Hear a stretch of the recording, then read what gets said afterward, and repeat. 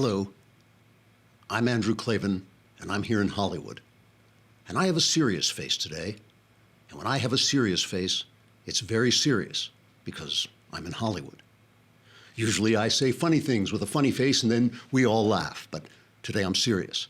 And that means you have to take me seriously. Sometimes I may even have emotions, and then it's very serious because my emotions aren't ordinary emotions, they're Hollywood emotions. And Hollywood emotions make me an expert on things. When I have Hollywood emotions, I become an expert on healthcare and gun control and anything else I want to talk about with my emotions. And you have to take me seriously because I'm in Hollywood and I have a serious face and emotions. Now, some of you may say, wait, why do we have to take you seriously just because you have a serious face and emotions? Shouldn't we calm down and get past our emotions so we can think clearly and make good decisions? But I say no. And when I say no, it's not an ordinary no. It's a no from Hollywood, so it's important. I say if you care, now is the time to make decisions while you're emotional. Because if you calm down, then you might think and gather facts. And if you think and gather facts, you might stop taking me seriously. And you have to take me seriously because I'm in Hollywood and I have a serious face. There are others among you who probably say, well, we have a Constitution and we should probably follow the law set down in our Constitution. But is the Constitution from Hollywood? Does the Constitution have a serious Hollywood face with emotions? How can we show we care if we're always obeying the Constitution instead of thinking about my emotions here in Hollywood? So today, no matter what happens, remember three things. I have a serious face, I have emotions, and I'm in Hollywood. So what I say is important, even though it's complete crap. Trigger warning, I'm Andrew Klavan, and this is The Andrew Klavan Show.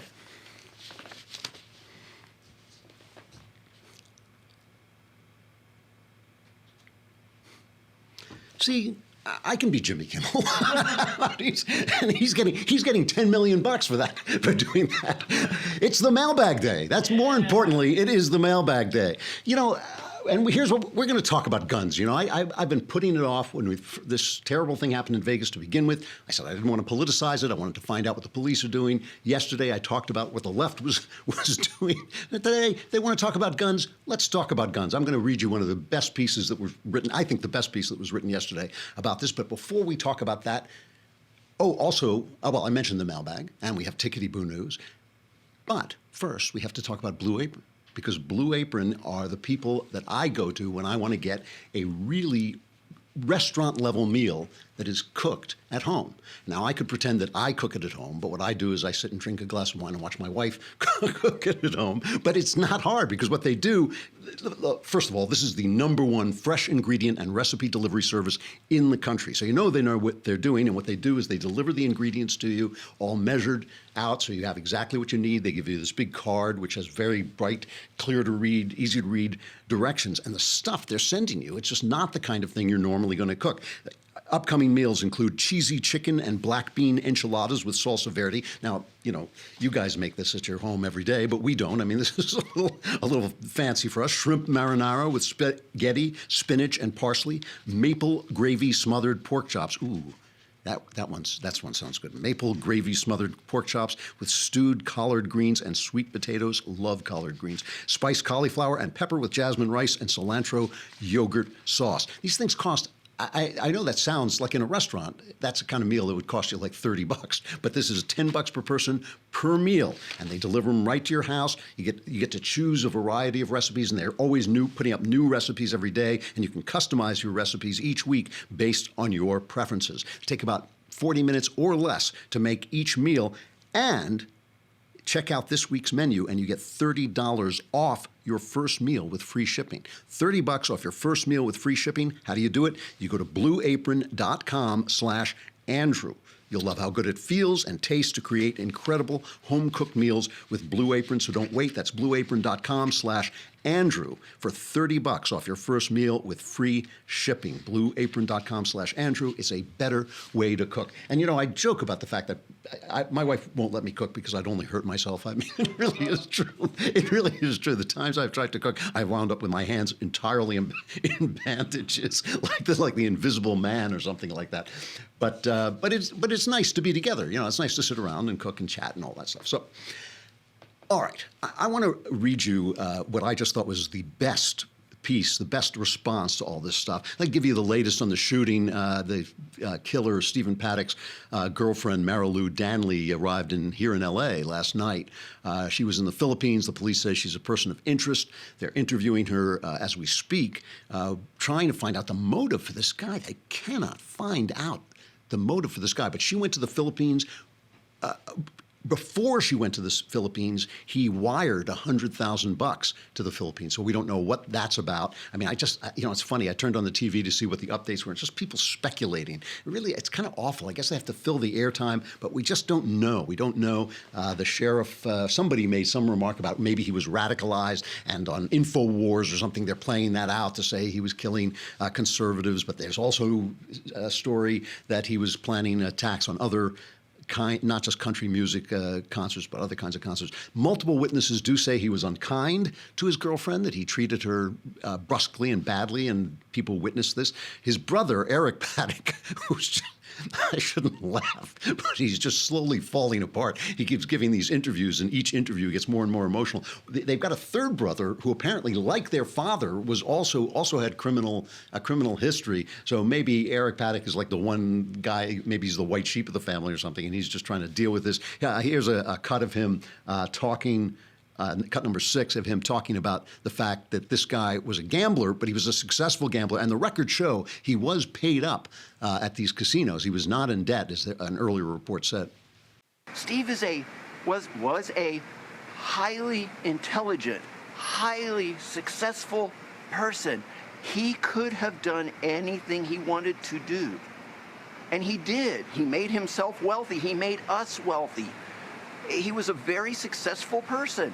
He gambled for 20 plus years successfully. It's like a job to him. He did it mathematically. He did it because it was a way to have a fun life and he didn't go poor doing it.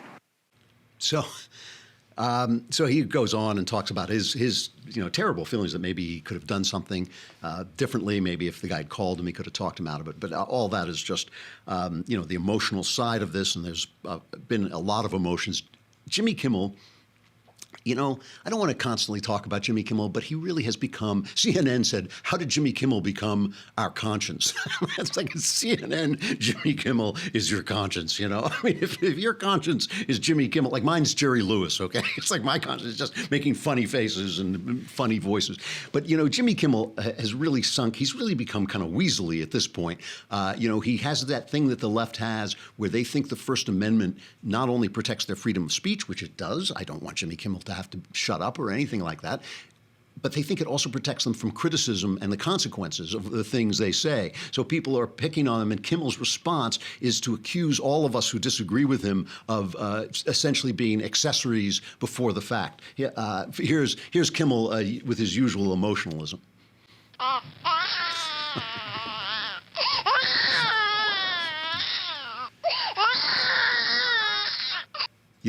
They say Kimmel is getting his talking points from Chuck Schumer. I guess they're right. That sounds just like him. All right, but here's what Kimmel really said. I'm not going to get deep into it again tonight. I said what I had to say last night, but I do want to say something to these nuts who spent most of the day today on television and online attacking those of us who think we need to do something about the fact that 59 innocent people were killed. They say it's inappropriate to be talking about it because it's too soon. Well, maybe it's too soon for you, because deep down inside, in your heart, you bear some responsibility for the fact that almost anyone can get any weapon they want. Now you want to cover yourself until the storm of outrage passes. You can go back to your dirty business as usual, but it's not too soon for us because we're Americans, and last time I checked, the First Amendment is at least as important as the Second Amendment. Oh, yeah. Well, So we're going back to our dirty business here. Go back to our dirty business to defending the Second Amendment and disagreeing with Jimmy Kimmel. I mean, that's what he's complaining about. Nobody said, shut Jimmy Kimmel down. Nobody said, he can't have his stupid show where he abuses the publicly owned airways. Instead of delivering the comedy that he's being paid for, he delivers this kind of garbage where he now has just told all the people in this country who believe in the Second Amendment that they are, complicit in the slaughter in Vegas. Just to have one more voice in there, Steve Scalise, again, the congressman who was shot and nearly killed by the Bernie Bro shooter at the softball game in D.C., he says this has fortified his pro-Second Amendment opinions. First of all, you've got to recognize that when there's a tragedy like this, the first thing we should be thinking about is praying for the people who were injured and doing whatever we can to help them, to help law enforcement. We shouldn't first be thinking of promoting our political agenda.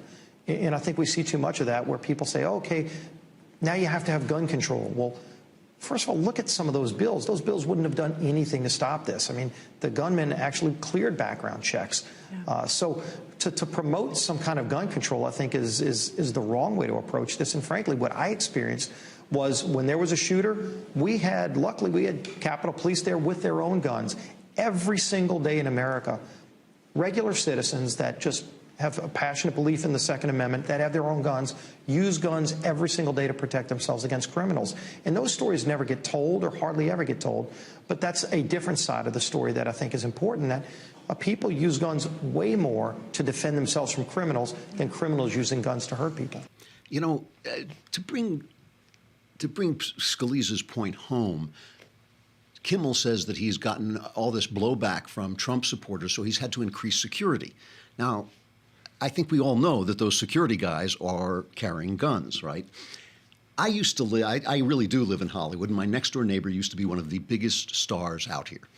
And I won't expose who he was because I think just because you happen to live next to me doesn't give me the right. Your home should be like a castle. I don't want to dox the guy, it's like just, so it doesn't matter who it was, but it was a very liberal, big star, very nice in all our dealings, with him, but a very avid anti-gun campaigner. Every single day, men with guns came into that house to protect that house and to protect that person who was a major, major celebrity. The gunman even called up my wife and told her that they would be watching our house as well, because their house was obviously, because much bigger star, they had this huge mansion kind of looking down on us. But they said, if there's any trouble there, we'll be happy to come over. I thought that was great. I thought that was really good. But, the point is, I can't afford to have bodyguards. I get threatened. I get people who wish I was dead and all that stuff. And ordinary people, obviously, the people in Vegas, they're not movie stars. We can't all afford the security that Jimmy Kimmel has. We carry guns for protection. We hold guns for protection. This is the same thing, and maybe it's just that we like guns. Maybe some people just have guns because they like them, but most people are trying to be safer. So there's a lot of hypocrisy and all that crying and all that blaming people and all that cursing people out and calling them nuts and saying that they are part of this dirty business and somehow complicit in this massacre. It's a weasel thing to do. It is a really nasty, low, despicable thing to do. So let me read you what I just thought was an unbelievably great piece from Cooke. Charlie Cooke is what I like about Charlie Cooke is he's British born. I don't know if he's become an American citizen, but he knows more. I've been on cruises with him and panels with him, and he just knows a lot about the First Amendment and all this stuff. But he wrote a piece yesterday called "The Right to Bear Arms Isn't Up for Debate." Okay, and let me just read. I want to read as much of this piece as I can, and I'll interrupt myself to talk about some other things. But he begins by saying, when debating the wisdom of the Constitution's Second Amendment, the media tends to start from the presumption that the question is purely scientific and that the answers can and should be derived from statistical analyses and relentless experimentation. And let me stop right there, because there was another article out yesterday from a statistician who said, after researching gun violence, I no longer believe in gun control. This is a woman named Leah Labresco, who is a liberal, formerly of Nate Silver's 538 site, where they gather all the information, a lot of the electoral statistics. She crunched the numbers in a study of all 33,000 gun homicides in the United States annually. She went in thinking that the usual liberal menu of anti-gun policies would reduce that number dramatically. She came out concluding that the only selling point of anti-gun policies is that gun owners hate them. You know how we on the right with Trump are being accused of only doing things to make liberals cry? She says this is the only reason to do this. And here's what she said. I researched the strictly tightened gun laws in Britain and Australia and concluded that they didn't prove much about what America's policy should be. Neither nation experienced drops in mass shootings or other gun-related crime that could be attributed to their buybacks and bans. Mass shootings were too rare in Australia for their absence after the buyback program to be clear evidence of progress. And in both Australia and Britain, the gun restrictions had an ambiguous effect on other gun-related crimes or deaths. When I looked at the other off-praise policies, I found that no gun owner walks into the store to buy an assault weapon. Finally, someone on the left figures this out. It's an invented classification that includes any semi-automatic that has two or more features, such as a bayonet mount, a rocket-propelled grenade launcher mount, a folding stock, or a pistol grip. But guns are modular, and any hobbyist can easily add these features at home, just as if they were snapping together Legos. That's one of the things that this guy did. He had, what are they called, bump stocks. And you don't even need a bump stock to turn a semi-automatic into an automatic. It's really a question of handling the recoil. So she goes on to say, as my coworkers and I kept looking at the data, it seemed less and less clear that one broad gun control restriction could make a big difference. 2/3 of gun deaths in the United States every year are suicides. This is what happens when a liberal looks at facts.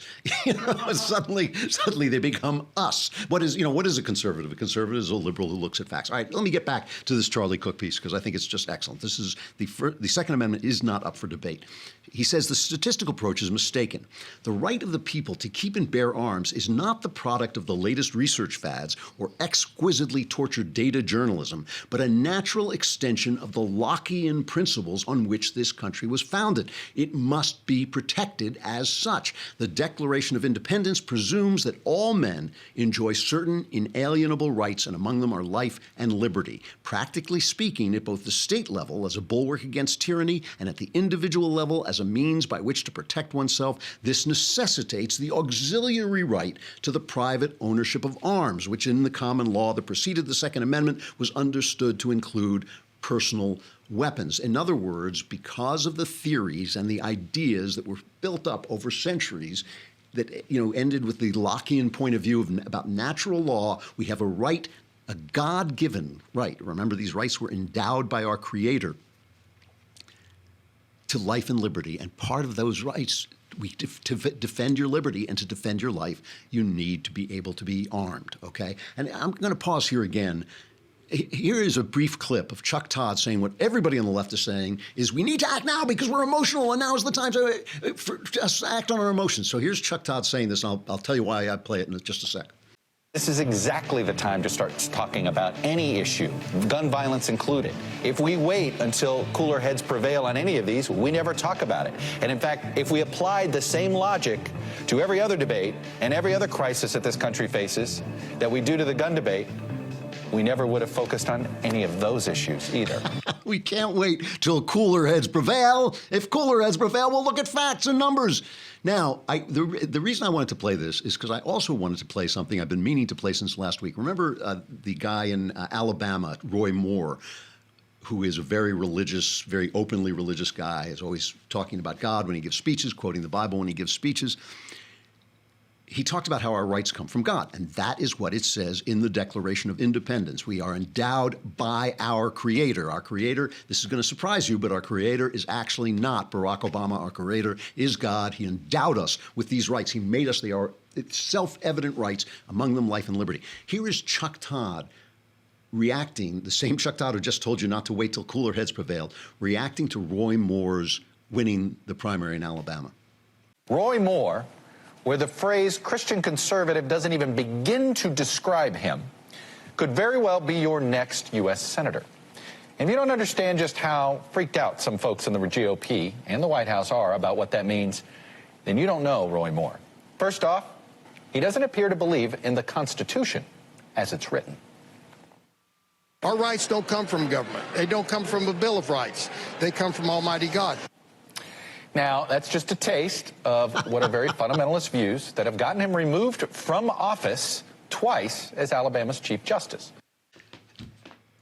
I'm sorry, I'm speechless. I was like, I haven't listened to that cut for a week, but when I first played it, I was speechless. And there is Chuck Todd, who thinks that when, like Jimmy Kimmel, he thinks that if his face is facing a camera, he must know something, or why would they be pointing a camera at him? And Roy Moore says what is foundational, it is foundational, it is the bottom block in the Jenga tower of America that we are endowed by our Creator with certain inalienable rights. And the argument that Charles Cooke is making is that that endowment necessitates that we have guns, necessitates that we can protect ourselves. And there is Chuck Todd when he hears somebody say what is in our founding documents, that's unconstitutional. He doesn't believe in the Constitution. Chuck Todd thinks our rights emanate from the Constitution. Our Constitution is there to protect, including the Second Amendment, is there to protect our God-given rights. All right, we have the mailbag coming up, but we got to break away from Facebook and YouTube. Let me explain what this means. You get to watch about, I don't know, what do we give them, like 15, 20 minutes, right, on Facebook and YouTube. And then if you want to hear the rest of the show, you can come over to thedailywire.com. But if you subscribe for a lousy $10 a month, you can watch the whole show on thedailywire.com, so you don't have to be cast out like this into the exterior darkness where there is great wailing and gnashing of teeth. If you know your Bible, you would know that. But for a lousy $10 a month, also, that way you can get questions in the mailbag. We have some really, really good questions. My answers are guaranteed 100% correct. We guarantee our answers as 100% correct, and they will change your life on occasion for the better. If you subscribe for a year, it's only 100 lousy bucks, and you get the Leftist Tears tumbler, which is filling up automatically, even as I speak, with Leftist Tears because of the things I'm saying. It's amazing. It is amazing, and it keeps them cool or hot as you like them. All right, come on over to thedailywire.com. Hear the rest of the show.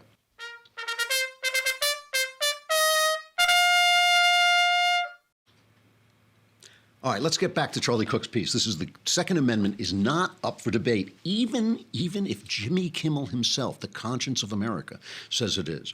Cooke writes, at the time of the American founding, it was widely understood that there was a real danger in a government's attempting to deprive the people of what Alexander Hamilton called their original right of self-defense.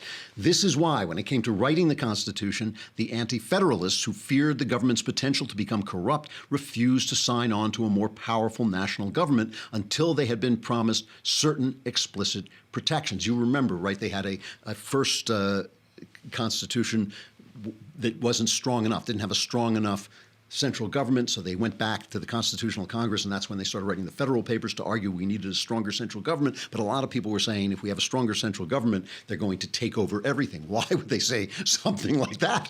What on earth made them think that?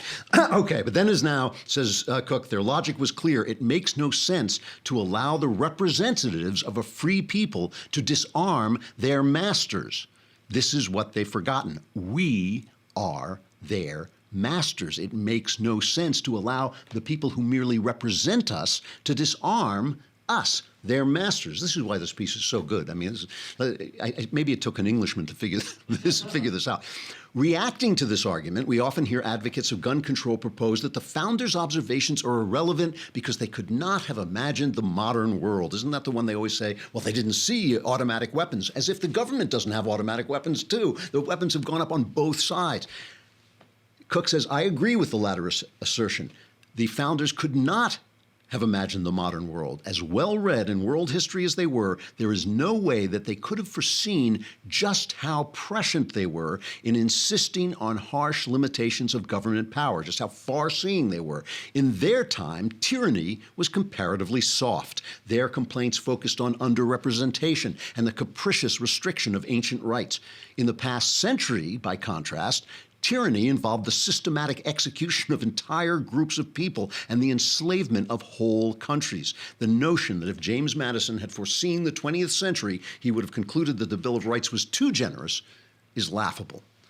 Conservatives who are scared of tyrants often ask, could it happen here? Well, it did happen here. Jim Crow, the Ku Klux Klan, lynching, legal segregation. For a period, the South was everything a free man should fear. When Ida B. Wells was a black journalist and suffragette, I guess you'd call it. She was like an early feminist, and she was like a newspaper writer, early part of the 20th century, late part of the 19th century. When Ida B. Wells noted that a Winchester rifle should have a place of honor in every black home, and it should be used for that protection which the law refuses to give, she was confirming an age-old truth. The gun is a great equalizer, and the state is a capricious beast. It is from this understanding that all conversations must proceed. The Second Amendment is not old, it is timeless. It is not unclear, it is obvious. It is not embarrassing. It is fundamental. And as much as anything else, it is a vital indicator of the correct relationship between the citizen and the state, and a reminder of the unbreakable sovereignty of the individual.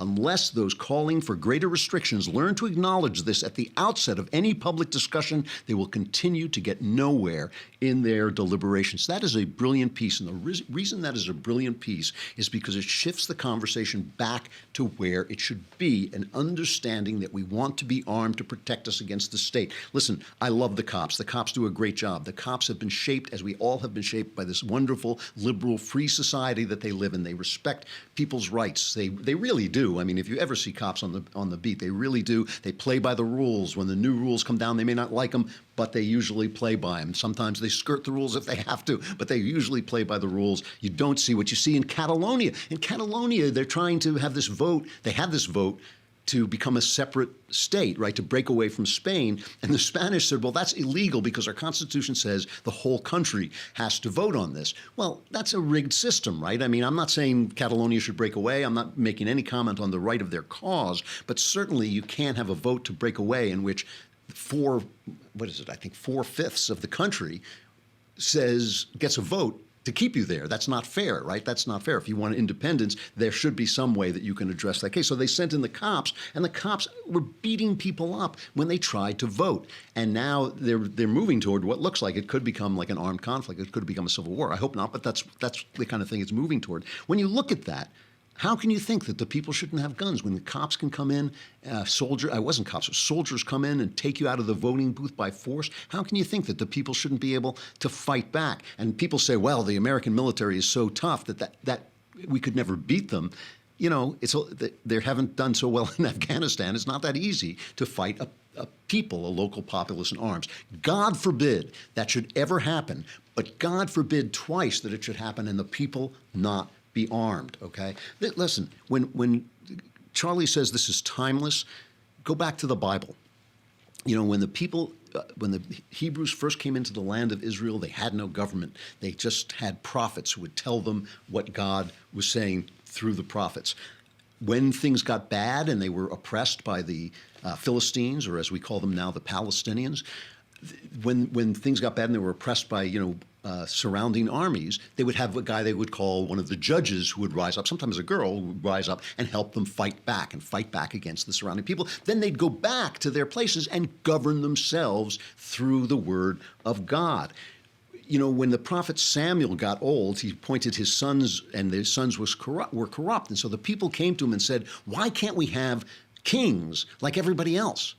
And Samuel thought, well, that's not a good idea. You don't want to do that. And he went to God, and God said to Samuel, he said, don't worry. He said, obey the voice of the people in all that they say to you, for they have not rejected you, but they have rejected me from being king over them. So Samuel went back to the people and said, okay, you want to have kings? These will be the ways of the king who will reign over you. He will take your sons and appoint them to his chariots and to be his horsemen and to run before his chariots. And he will appoint for himself commanders of thousands and commanders of 50s, and some to plow his ground and reap his harvest and make his implements of war and the equipment of his chariot. He will take your daughters to be perfumers and cooks and bakers. He will take the best of your fields and vineyards and olive orchards and give them to his servants. He will take the tenth of your grain and of your vineyards and give it to his officers masters into his servants. He will take your male servants and female servants and put them to work. He will take the tenth of your flocks, and you shall be his slaves. Government has always been a problem. We have the right to liberty. We have the God-given right to liberty. We have the God-given right to life. You cannot protect liberty or life unless you're armed. That's it. That's the answer. And I don't give a rat's what Jimmy Kimmel thinks, because the guy is a weasel and he's a fool. And I don't care how he cries. I don't care what he says. That's why we have the right to bear arms. Mailbag. Oh, yeah. There she is. a little slow, but I took her by surprise there, yeah. I think. All right. But she's still there. All right. From Joe. Hey, Andrew, it seems to me that national political debate must be rooted in a similar view of morality. You can't have a debate unless you have a similar view of morality. The problem is that our friends on the left think that we conservative Christians need to separate our religion from our politics. Somehow they don't realize that the two are inexorably linked. How do you think we can overcome this divide? Well, I think this is a difficult problem, but I think we have to go back to our old friend Uncle Jesus, because he always had a lot of stuff to say. And remember when he was asked whether it was right to pay taxes to Caesar, he said, "Show me a coin," held it up and said, "Whose face is on this coin? It's Caesar's face. Give Caesar what's Caesar, and give to God what is God," meaning your soul, the things of the soul. We have to be able to make arguments that are not simply scriptural arguments. Jesus specifically recognized a division between church and state, between our allegiance to God and our allegiance to the state. We have the right to say that you have hit a point where the state can have no control. So, for instance, I, who am very, libertarian about people's sexual lives, think it's appalling when they go to someone and say, you must be forced to cater a gay wedding even though it's against your religious belief, because that's violating the things of God. That is the state intruding on the things of God, which is exactly what the left wants. But I do think we have to be able to argue with people about laws in secular terms. I think we have to be able to argue with people about government in secular terms. What I think you're talking about, though, which is also important, is when you don't share common premises, it's very hard to have an argument at all. The other day I was talking about the discussion I had with Edward Fazer, the philosopher, and one of the moments that I really liked in the conversation was I disagreed with him about the application of natural law to human sexuality. And I put forward my ideas, and he put forward his ideas, and I just basically then backed off and let the audience decide which of us made a better case. It was me, but of course, I didn't want to say that at the time. But the point is, we share a premise. Fazer and I share a premise that people have a purpose, that there is a natural law, that you can logically move toward that natural law, and so we could have that argument. When you're dealing with leftists, I really believe that the good thing to do is to start with premises. And I do this when I go and speak, which I don't do all that often. I probably should do it more, but when I go and speak, I always begin by saying, this is what I believe. And I talk for a minute to 2 minutes on what freedom means to me and why I think it restricts certain things, why I think that believing in freedom means, for instance, we can't be equal. We can't be equal because the only way for me to stop somebody from being better than me is to make him worse, is to force him to be worse, and that's taking away his freedom. So when you're talking to leftists, I think it's a really, really good idea to, not talk about personalities, not talk about Trump did this and Obama did this, and to stop them every time they do it, because they will continually revert to it, but to talk about your premises, because you might not agree on those premises, and then that's what you have to be debating. How can you debate about guns, for instance? This is what I love so much about Cooke's piece, is that he got back to the basics. He got back to the premises of the debate without letting guys like Kimmel and Chuck Todd sway the debate to the emotional needs of the moment, but to keep the eternal ideas, the premises, in line. So talk about premises first. Talk about premises. Don't talk about people. That is the way to hold debates with the left. From Ricardo, Grand Seer Klavan, how do we know we have free will? Well, know is a weird word, but let's do it this way. Play out the logic of your philosophy. You always have to do this. You have to do this with people who say there's no God. You have to do it with people who say there's no free will. If you play out the logic of your philosophy and you say there is no free will, then everything is a machine, right? We're just machines. And not only is our life predetermined, every step of it, but the entire universe is predetermined from the beginning, right? Because there's no free will. There's no place for accident. There's no place for chaos. There's no place for choice to change anything. So everything that's going to happen has to happen. Try living your life that way. Try living your life that way for 15 minutes and see how far you get. You will know that you have free will. You will be back to knowing that you have free will. Now, if what you're saying is, do you have free will in the mind of God, that, like, in other words, can God see what you're going to do before you do it? I would say that that is a question about time and the mind of God. God sees things, I believe God sees things so differently from us that we can't even make that comparison. And your business is not to live God's life. God's business is to live God's life. Yours is to live your life. You can't live it without acting as if you have free will. So what would be the point of denying it? All right. From Jake. Dear His Majesty Supreme Grand Moff Klavan, knower of the best words, master of hilarity. I am a Christian, and I am always moved by the way you talk about your faith. My question is, how do you know God's voice from your own thoughts? What a great question. Thank you for considering my question despite the lack of the best words. This is a long subject to go into, so I won't be able to say everything I want to say. First of all, knowing the Word of God, which, what do Christians call that? Discernment. They always have these Christianese words for things that I never know, but it's discernment. Being able to discern the voice of God from your own emotions and your own thought is something that you should be working on all the time. The rewards are so tremendous. And the rewards in your life and the way you live your life are so huge that if you're not putting some time into it every day, I would say, you're actually missing out. You're missing out on one of the great rewards of knowing God and being in a relationship with God. So how do you do it? Let's talk for a minute about the difference between emotion and sensation, okay? One of the things that's confusing to people is when you say, well, I just know that's wrong, and people think that that's emotional. It's not always emotional. There is a difference between emotion and sensation. Let me give you an example from sports. In sports, there are things you have to do that require an intense Zen-like concentration. Hitting a golf ball, hitting a baseball. I was a tennis player for a while.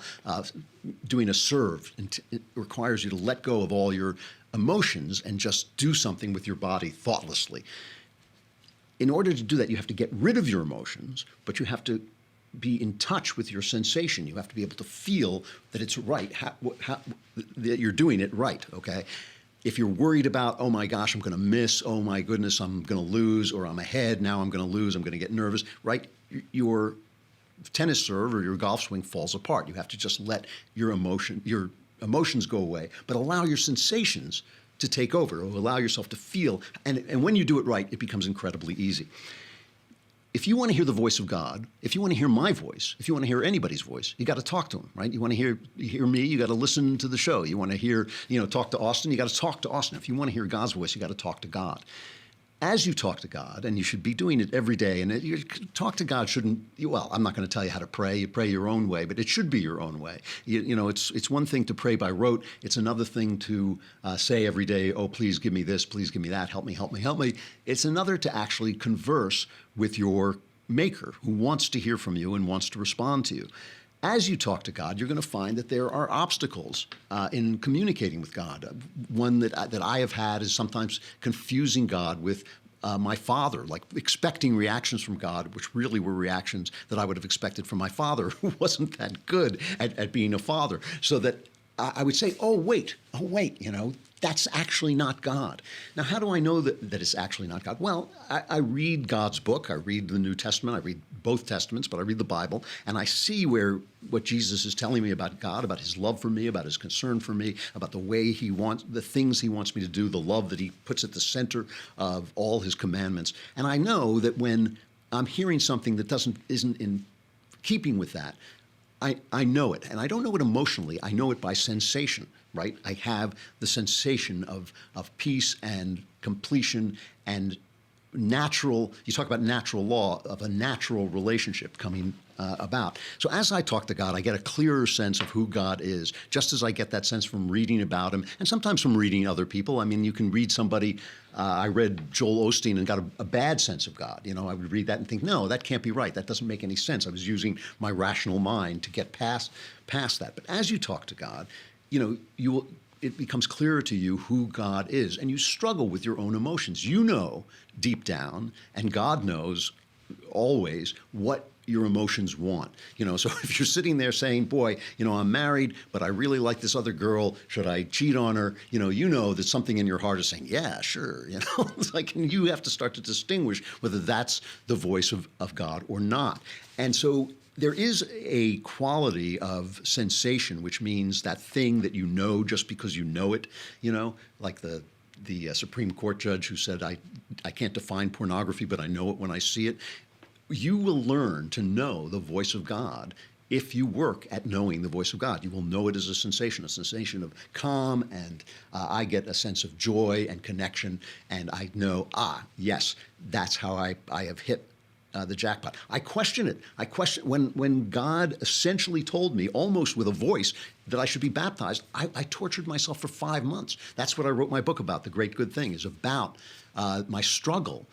Is that the voice of God, or is it me? It took me 5 months to figure that out. But in the end, I went through all the rational processes. I went through all my emotions. I analyzed all my emotions, analyzed all my logic. And in the end, I reached that point where my sensation was, yes, this is something that is being said to me. I have never regretted it. It has been a great source. So I could go on, but that is the thing. The thing is, to learn the voice of God, you got to be talking to God. You got to be reading God's word. You got to be thinking it through. Don't expect to know it like on that day. Learn it, and you will learn to recognize the voice just as you recognize my voice. I call my wife, I don't say, hi, it's Andrew Klavan. I say, hi, it's me. And she says, oh, it's him, because she knows my voice. You will learn to know the sound of God's voice. One more. Okay, from John, what did you read that gave you the inspiration to be a writer, or was that an innate desire of yours? Well, it was a combination. This also, The Great Good Thing, people really, it's got almost 400 reviews on Amazon, and it's 5 stars. It's still at 5 stars, and it's got even more on Audible. It's called The Great Good Thing, A Secular Jew Comes to Faith in Christ, but it's also about my journey as a novelist and a writer, and I talk about this a lot. First of all, because I was a very unhappy kid. Hard to believe now, but it's like I really have lived 2 lives. But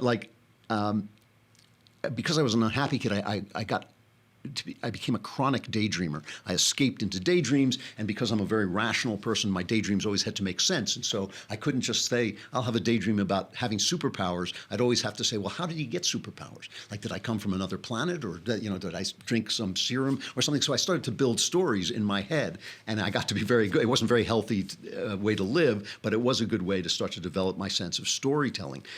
And then as I got older and I started to read, because I was not in a good relationship with my father, I had no male role models, and I began to look for male role models in fiction. So I began to really like the tough guy writers, American tough guy writers, Ernest Hemingway, the detective writers, Dashiell Hammett, James M. Cain. But my favorite of all was Raymond Chandler, and I think it may have been Chandler above all who made me think, this is what I want to do. This kind of writing is what I want to do. And what I loved about Chandler is that his detective, Philip Marlowe, one of the first of the great tough guy detectives, had in his mind a sense of chivalry.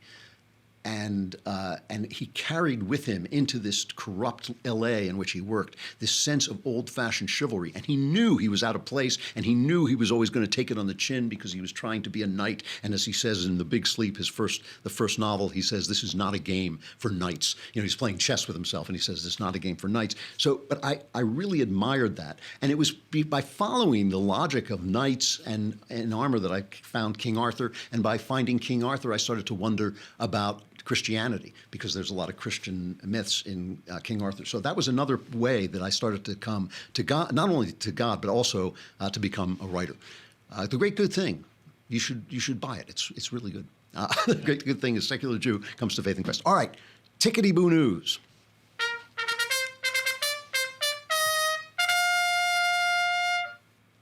I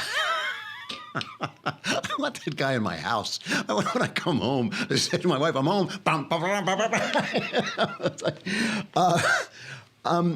We talked a lot about the NFL, and I'm not going to go into this forever, but on Monday Night Football was the Kansas City Chiefs, I think, over the Washington Redskins. Their ratings are tanking. Their ratings are tanking because they are disrespecting the flag, which I think is wrong to do. Again, I think they have the right to do it, but I think they're doing the wrong thing. And I've laid this out both on the show and on my blog at the PJ Media, that I think it is wrong because it is the flag that protects their right to disrespect it. It's the flag that links us all together and makes us care about them. And it's the flag that represents the justice that they are looking for, the players are looking for.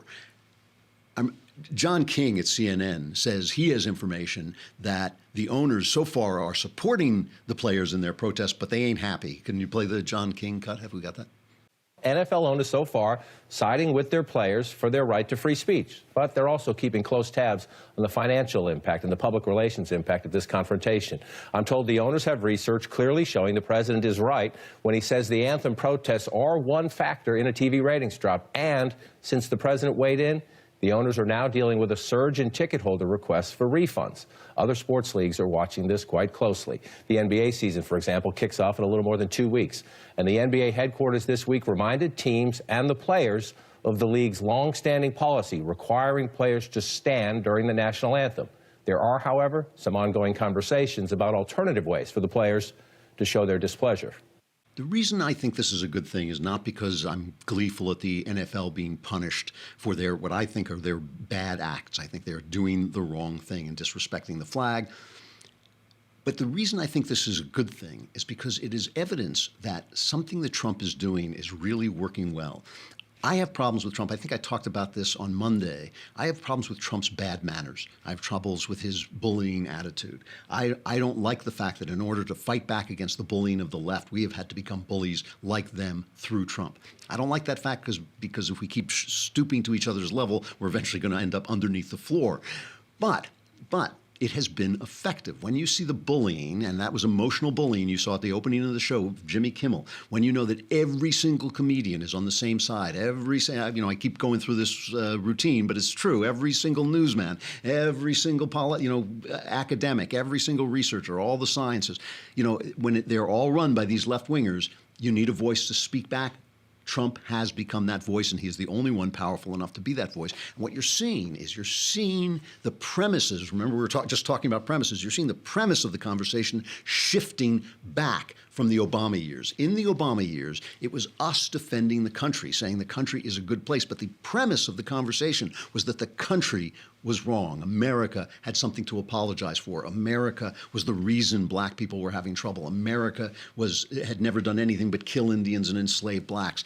Now, suddenly, through Trump mainly, the conversation is shifting back. Suddenly we're saying, no, wait a minute. You can protest, but the reason you can protest is because you're an American. We care about you, black NFL players, but we care about you because you're our fellow Americans, so don't disrespect the flag. The premises are shifting back to what I think is reality. The reality is this country has been a force for good since its inception. It has changed the nature of the entire governance of the world. Remember, there were no republics on earth when America was first founded. Now, even the Soviet Union had to call its satellites republics. Remember, it was the Union of Soviet Socialist Republics. They had to lie about being republics because we have made republic the standard for governance. We have made the freedom of the people the standard for governance. And when they say, why aren't we more like Europe? The question really should be, why isn't Europe more like us? Why isn't everybody more like us?